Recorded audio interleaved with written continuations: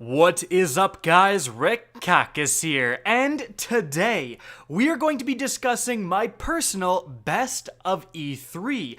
I got back a couple of days ago, and I got to play quite a lot of different games. Now, this all started from a tweet saying, hey, I've played all of these different games at E3. Would you guys like to see kind of my thoughts on all of them and what I thought was the most promising and the best of what I experienced? And overwhelmingly, people said yes. So, by the way, if you don't follow me on Twitter, you definitely should. The memes are spicy, and probably most importantly, Twitter doesn't decide which one of you gets notifications for new subs like YouTube does. Anyways, that's what we're doing in today's video. So, at E3, I played Anthem, Battlefield 5, Call of Duty Black Ops 4, The Division 2, and Destiny 2 Forsaken. So, those are the games we're gonna limit the scope to. Other games like Cyberpunk 2077 look incredible, but I didn't get to experience them, so it's hard to comment on them and especially hard to compare them with other games. So let's get started off the top here with some disclosures. So my trip was kind of split in half. EA flew me out for EA Play, so they paid for my flights and accommodations, and then halfway through, I went to different accommodations paid by Activision, and they paid for my flight home. So, kind of weird to do things like that, but hey, I got to experience E3, so I'm not complaining. But obviously, I want to be perfectly honest with you guys. I try to be very unbiased, but that's, how my trip was funded. So, let's get started here, just kind of in chronological order. The first thing I played was Anthem. Now, this game has a lot of hype behind it and a lot of questions behind it because they haven't really shown too much. Last year, they kind of just announced it and had a big gameplay reveal for it. This year, they had a brand new trailer and kind of another semi-gameplay reveal. And accompanying that, they also had some time during the conference where the developers were on stage talking about the game and so on. So we learned a lot more about Anthem this year, and a select few amount of people were able to go and actually play the game, get hands-on, and luckily I was one of those people. So, how does it feel? Well, it feels remarkably good. My main concern going in, and because I'm an EA game changer for Anthem, I actually got to play before E3, and the controls were kind of a concern, but this time for EA Play, they really hammered those controls down, and that's a big thing. Because with the amount of mobility you have in Anthem, like with the fact that you can literally become a jet.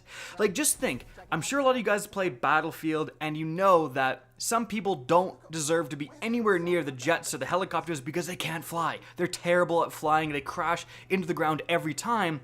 Well, in Anthem, you are the jet, and you can basically turn into a jet in no matter where. Like, constantly you can have the ability to jump up and fly around. And so if those controls aren't nailed down, you're just going to be hitting trees and the ground and walls and caves and a million things. But thankfully, the controls were nailed down. It felt very good. The mobility didn't feel like a gimmick. Like, it didn't just feel like you were flying somewhere where otherwise you'd be sprinting. It felt like a legitimate asset to the game. And it was really fun in Anthem engaging a group of enemies where in any other shooter you would just engage them very linearly and go through the first wave of guys and then on to the second wave and then make your way towards the objective. Well, in Anthem you can just fly around all of those guys, make your way directly to the objective. Like, it was a very interesting experience, and it's something that you do not get in other shooters. So I really enjoyed my time with Anthem, and I think it's a very promising game. The next main thing I really want to see with Anthem, something they've been shying away from, is their loot system. What's going on there? Like, how much customization is there really? How much of a difference is there between, the white base level guns and then the legendary guns? Is there anything after legendary? Like, those are things we really need to know for Anthem to be a really fantastic game, and those are things that, especially coming from a Destiny 2 background, if they don't nail down, are very concerning. But moving on from Anthem, we had Battlefield 5. So, got to play some Battlefield 5, also got to capture Battlefield 5. Unfortunately, no one got to capture Anthem, but Battlefield 5, it was interesting, let's just say that. Now, I play a ton of Battlefield in the background. A lot of these games I'm going to talk about, I play in the background a ton, but I don't really post them too much. But Battlefield 5 felt very interesting. The main thing is that Battlefield 5 and Call of Duty Black Ops 4, which we're going to talk about in a bit, their time to kills essentially switched places. I'm not even kidding. In Battlefield 5, you kill a lot faster than I would say Battlefield 1. You're able to shred through enemies in Battlefield 5, whereas in Black Ops 4, it almost feels more like a Destiny time to kill, and again, we'll talk about that in a bit, but focusing on Battlefield 5. Frankly, the time to kill is a little bit jarring, and I am slightly concerned about how they're balancing the game. For example, if you play the support class, you could pick a certain, style of support class, a certain specialization, essentially, and if you pick, the exotic machine gunner, it was kind of strange, you had access to heavy machine guns, like the MG42, like those big hulking machine guns, where in other Battlefield games, you can just use them, but in Battlefield 5, you actually cannot aim down sights with them unless you're prone, which is a really, really interesting change. But even when you're prone, you'd have to prone down, get into a good position, shoot an enemy, it still felt like it wasn't killing as fast as the STG rifle, where everyone was just using that. Everyone who was trying really hard was using that rifle, so if you see gameplay with an STG, that person is trying, let me just say that. But that thing shredded through people even faster than a gun that you can only aim down sights when you're lying down, right? So balance-wise, that seems a bit weird to me. Also, the guns had a ton more recoil than I was expecting. Even when you are lying down with a machine gun with a bipod up, you kick around a decent amount. And that could be to offset the time to kill, is that the guns are killing faster, so they're a little bit harder to use, but all of this was a definite different experience. I'm not saying it's bad, but I'm saying it's very different if you're coming from other Battlefield games, especially Battlefield 1. But in terms of the rest of the experience, I don't really have too many concerns. It feels like a classic Battlefield game. The graphics are incredible. The destruction is fantastic. Sound design is pretty much the best you can get for a shooter. All of that stuff feels very, very good. The map itself felt very cool, and we played on the new Grand Operations, so essentially you play, it's kind of like War from Call of Duty, a little bit. You basically play one map and you're doing a certain objective, and then you move on to the second half of the map doing a different objective, and then if there's no clear winner, you'll move on to the next part of the map doing another different objective. It kind of progresses from day to day to day in this massive battlescape, essentially, and that's actually really fun, and I did enjoy that. I think it's a really different take on your traditional go in, play one map, play Conquest on a static map, and that's all there is to it. The map evolves, and depending on if your team is absolutely crushing or getting crushed, or you're having a very close game, you're gonna have different experiences, and you're gonna get to play different portions of the map and different objectives in those different games, and I think that's great for replayability. One more kind of weird thing is that they seem to be really experimenting with the weapon types you can use. For example, in pretty much any other Battlefield game, you have a certain weapon type for a certain class. So, for example, the support guys are the LMG guys, right? Well, in Battlefield 5, the medic had access to a single-shot rifle, like the Gewehr 43 or whatever it was, classic semi-automatic World War II rifle, but you also had access to the MP40 submachine gun. So they may really be changing up, what guns each class has access to, and that's another pretty interesting change. But moving on from there, the next game chronologically I actually played was The Division 2, but we're gonna switch places here with Call of Duty Black Ops 4, because Battlefield 5 and Call of Duty are coming out very close to one another, and they are definitely direct competitors. They are, games that have a ton of differences, but for goodness sakes, they're both military shooters. They're going to be competing. So Black Ops 4, how was that?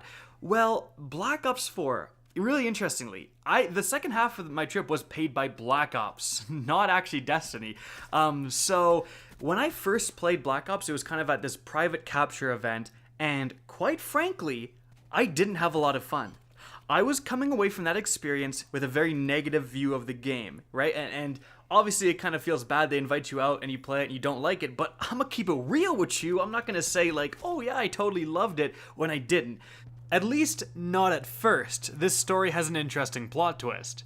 Because Black Ops 4, it feels very different than the traditional Call of Duty. The time to kill is much slower. You see the health bars of the enemies. That's how much slower the time to kill is. Yes, guns may be killing, one bullet more than they did in World War II or something, but not only are the guns taking an extra bullet to kill, but they're also aiming down sights very, very slowly, and they're also shooting like kind of slower than normal, so it's going to be much more of an event, much more of an ordeal to kill your opponent. You'd still kill them relatively fast, like it's not like Destiny 2, not even close, but I feel like that's going to split the community somewhat, because some people definitely want those snappy time to kills, those quick double kills, quick triple kills with a single magazine of your gun. That's really hard to do in Black Ops 4, where other people are going to prefer that. It makes it so that you can actually turn on your opponents, and if you have accuracy over a longer period of time, you're going to win those gunfights, and you're not just going to be melted immediately from the side as you're running between pieces of cover, right? So again, that's going to split the community. Some people are going to love it, some people are going to hate it. There's also a massive emphasis on your gadgets and your specialist in Black Ops 4. Your specialist ability is a big deal, and your gear that can be specialist gear is also a big deal. One of the reasons I really didn't have fun in my first capture session was the fact that everyone was running around with body armor, which is a piece of gear that gives you 50 extra health. So normally you have 150 health, with body armor you have 200. Now the catch is that once it's destroyed, it stays destroyed. So if you get in a gunfight and your body armor goes down but you survive, the next gunfight you will just have 150 health. You won't have that 200 health. But it's cheesy because you run into an enemy in a building and they have body armor and you don't, you're gonna lose that gunfight 99% of the time, and it really doesn't feel good. And that's one of the reasons I came away from that capture session feeling negative about the game, because I just felt like I was cheesed by these gear pieces and abilities rather than gunplay. And gunplay is Call of Duty's strongest point. It's about winning your gunfights, it's about having that accuracy and timing and so on with your weapons. That is the skill factor for Call of Duty, not necessarily relying on your abilities, whereas Black Ops 4 has much more of reliance on your abilities. I feel like I'm kind of droning on and talking about this game quite a bit. I should definitely do a separate video on it, but the thing that really made a difference, however, was that randomly during the last day I was there, I went and asked, hey, look, I want to play one more round because I'm unsure about this. I don't want to make it so that I had a bad game and I'm just crapping on the game because I had one bad game. And I was like, can I kind of skip the line and play? And they're actually like, hey, there's a capture session going on. Do you want to join? So I went up to this other room, and it was Lucky and Buttwhite, the streamers from Destiny 2, and they're on my team.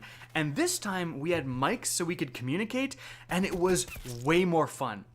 It was night and day, guys, between how much fun I had in the first capture session and the second capture session. The second capture session, we were all talking, we were trash talking the other team, which was a bunch of Call of Duty YouTubers, which we stomped, by the way. But it was so much more fun because we were playing as a team. I was actually playing as the medic character, which has a special ability that you take out this thing and you can heal all your teammates within sight line of you, but you can see through walls. Basically, you just point it in the direction of a teammate and you press the right trigger and it'll give them 50 extra health, or it'll heal them if they're hurt, and so on. And it felt amazing. Like, it really felt like a team-oriented experience, and I had a blast. But that is also kind of a concern, because Call of Duty has always been somewhat of a casual game in the sense that you can pick up, hop on for an hour by yourself before you go to bed and have a good time. But with Black Ops 4, that's going to be difficult, because the full teams of people talking and coordinating their abilities are just going to stomp single players, and that is something to watch out for. But on the other hand of that, if you do like playing with your friends as a team, you're potentially going to have more fun in Black Ops than any other Call of Duty. So it's a very bold step that Black Ops 4 is taking, and I don't really know how to analyze it. Again, I didn't have fun, and then I had an absolute blast. So I'm still very confused about this game. It's certainly something I want to, experience more, and it's something that if you're a Call of Duty fan, you should, try to keep consuming all the information you can before making your decision. But it's going to be an interesting year for Call of Duty, that's for sure. Moving on from there, let's talk about The Division 2. I was actually able to play and capture, which is interesting because the Division 2 is coming out after Anthem. And Anthem is being very secretive about all of its stuff, but Division is like, yeah, come play, capture. It was available to play on the show floor, all of that stuff, which is sweet. So the Division 2 is remarkably similar to the Division. And that's not necessarily a bad thing, for sure. But if you enjoyed the Division 2 feels like so similar. You just hop in and it's basically a continuation of the same game with more features, better graphics, I would say, which how is that even possible? But they did it, and a different setting. So that is going to be fantastic for Division fans. If you are someone who didn't like the Division, however, and you're maybe hoping for something new because you liked the loot aspect of the game, but it just wasn't for you, it still's not going to be for you. Frankly, Call of Duty Black Ops 4, coming from like World War II to Black Ops 4, those are remarkably different games, even though they're both Call of Duty. Whereas Division 1 to Division 2, they're remarkably similar games. So, kind of interesting there. Heck, even Black Ops 3 and Black Ops 4 are more different than the Division 1 and 2. But Division 2 does have some interesting new features, especially with the new class system, essentially. So you can have 3 different classes you can choose between. Each of them have unique abilities, and they also have a unique heavy weapon. Essentially, the Division has found a way to get ultimates from even Destiny, I would say, into their game and make perfect sense for a modern setting. And they've done this with their heavy weapons. So if you're playing the sharpshooter, you get a 50 cal, like a big 50 caliber sniper rifle. If you're playing the survivalist, you get a crossbow with explosive tips. And if you're playing the demolitionist, you get a grenade launcher. And you go around and kill enemies, and sometimes those enemies are going to drop blue ammunition, and that blue ammunition is for your heavy weapon. So if you kill a bunch of enemies and you get some ammo for your grenade launcher, the next time you run into enemies, you can whip out that grenade launcher and use it to great effectiveness, because all of the different heavy weapons felt quite good. I got to experience the demolitionist, so I got to utilize the grenade launcher. That's what you're seeing in the background gameplay. And I also went back and played it on the show floor and played the sharpshooter to use that 50 cal. The 50 cal felt a little weak against the boss. I thought it would do more damage, but against everything else, it was just shredding, guys. So it was a ton of fun. But the introduction of these 3 classes essentially is going to be huge for the Division's customization, because think of the Division 1, you basically had one set of skills and that was it. You were just one character, and you could have, of course, different skills, and that was augmented, especially when the gear sets came out. And then of course there were weapons, but that was pretty much it. But now in the Division 2, you have 3 distinct classes, each with not only their own heavy weapon, but again, each has unique abilities that they can utilize, and gear sets are returning into the game. In fact, in the build we played, I noticed a machine gun had the striker symbol on it, actually, and so I'm sure we're going to get a bunch of different gear sets at launch, and of course, more gear sets as time moves on. So you're actually going to have a lot more customization this time around, because if you're playing the sharpshooter, for example, the guy with the 50 cal, you again have your own unique skills, and the developers even told me that some of your skills will augment your heavy weapon. So potentially you can get a skill where it has more rounds in a magazine, or it gets more ammo to pick up and all of that stuff, or it starts with a certain amount of ammo, for example. Those are all hypothetical, but then you have your unique abilities. So for the sharpshooter, you had an ability that put out a drone that would fly around and shoot enemies that got near you, which was sweet. And then you're going to have gear sets that are going to augment those skills. So you might have a gear set specifically meant for your sharpshooter drone to make that drone more powerful, or potentially shooting missiles or whatever there is out there. And each of those 3 classes has all that customization, and also you have the weapon system. And frankly, the Division 2, like, I went into the menus and I was playing as someone who's like really interested in this game, so I was grabbing all the loot, and I'm sure the other people playing with me were kind of annoyed by it, but I was grabbing all the loot. I got a gold machine gun that I got to utilize for a bit. Machine guns feel a lot better actually in this game than they did in the Division 1, but it really feels like they've increased the depth. Like, if you look at some of the screenshots from the menus, my gosh, there's just so many stats. There's so many stats, there's so many abilities. The attachment system is coming back, so all these different scopes and magazines and grips that all have their own unique stats and so on, that is also returning. So the Division devs have gone out and said, look, we're actually going to improve on the RPG routes, and we're going to make it more complicated. We're going to have more stats. It's going to be insane. So if you're coming from the Division 1 and you loved min-maxing, the Division 2 is going to be right up your alley. Now, my only concern with the Division 2 is that your character feels a little bit heavier. It feels like there's more weight behind your character. It's a little bit slower moving from cover to cover, it felt like, and stickier when you're getting out of cover and going into cover. It almost felt, I would describe it as maybe even clunkier than the Division 1. And of course, the only difference is that I was playing with a controller, even though it was on the PC, whereas I play the Division mainly now on the PC, and it feels fantastic. But yeah, it didn't feel like as snappy to go into cover. It felt like you were slower going in and coming out and all of that stuff. And guns seem to have a little bit more recoil potentially. When I grabbed the M14, or I think it's the M1A in the Division, and tried to use it, it felt like it was really kicking back and recoiling and had a big sound, whereas in the Division 1, you can use that thing and get multiple shots pretty accurately within a short time frame. So guns may have a little bit more recoil. Now, this just might be the build they gave us. We had a bunch of purple stuff, so potentially with gold attachments and gold weapons, they're going to be recoiling a lot less. I feel like that definitely will be the case, but yeah, felt like you had a little bit more weight behind you. It wasn't as easy to run from cover to cover to cover and then just ambush a bunch of ads. You had to think a little bit more about what you were doing. But it is time to move on to the last game on our list, Destiny 2 Forsaken. Now, of course, Destiny 2 is already out, so I'm not going to get into how it feels too much because I'm sure you guys know how it feels. But in terms of the improvements, like the weapon system, it felt quite good. I made a dedicated video on the weapon system because there's a lot you could go into depth with.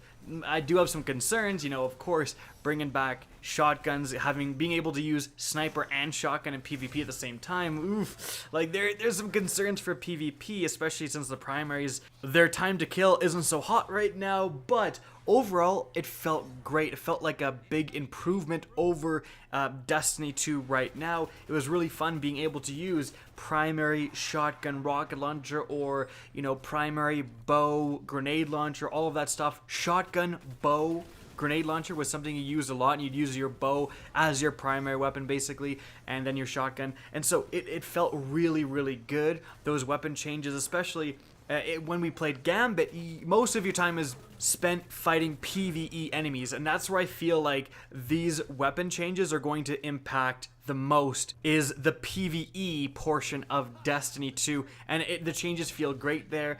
In addition to that, we had access to some of the new supers.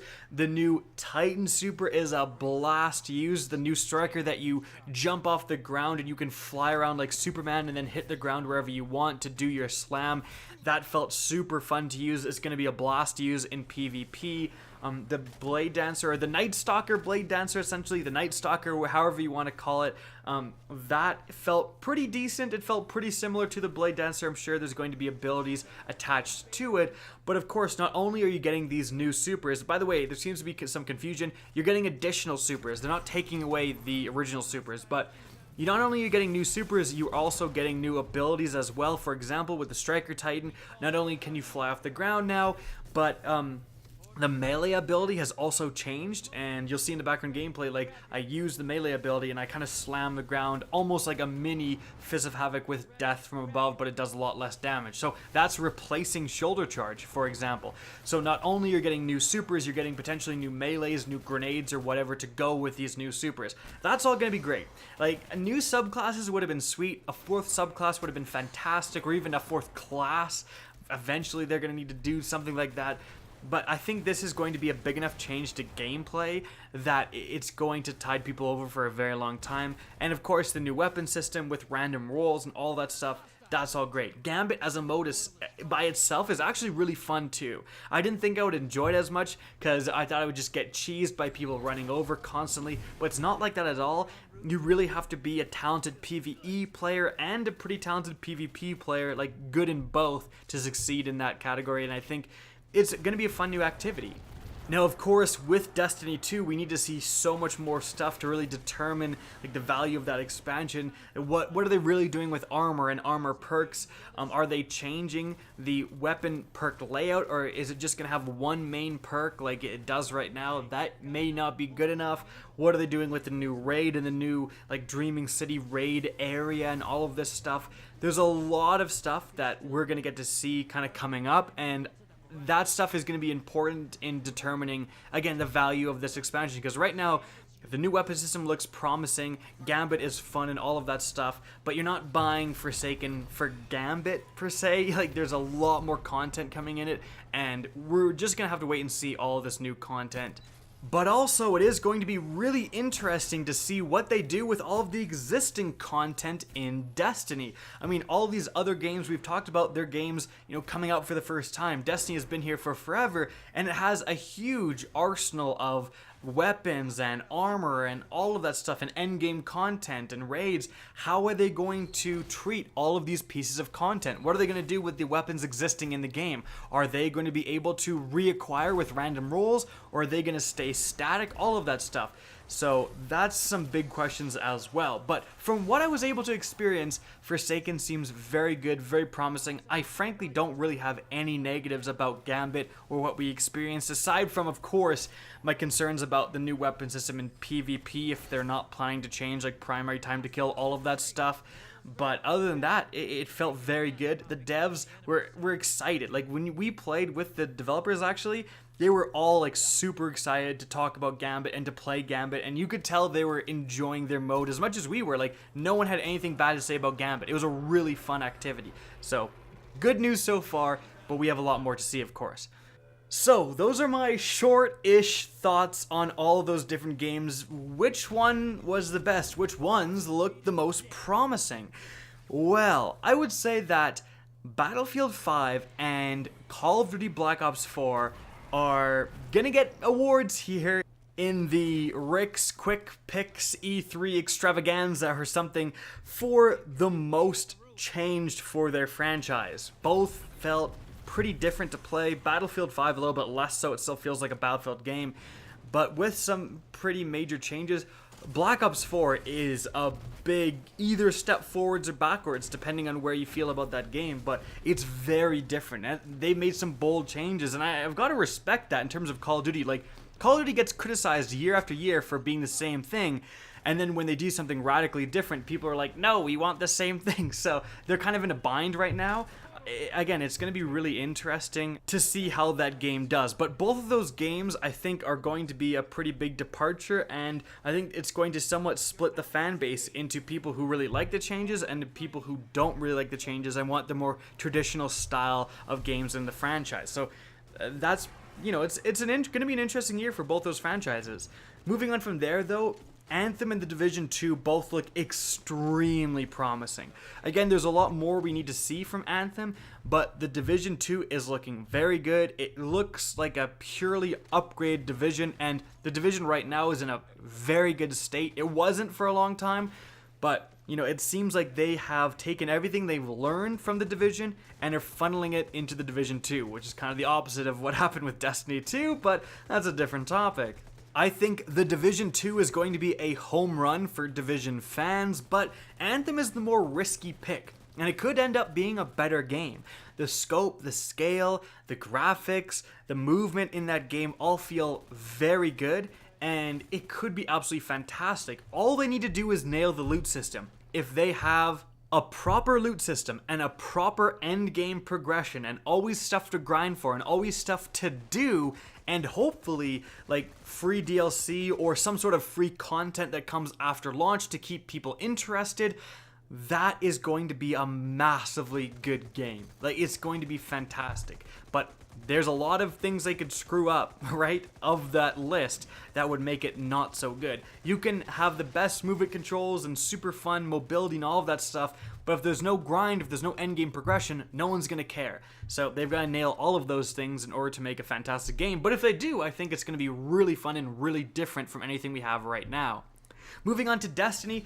Destiny Forsaken just looks way better. Like, this is going to be the answer to your prayers, essentially, for Destiny 2.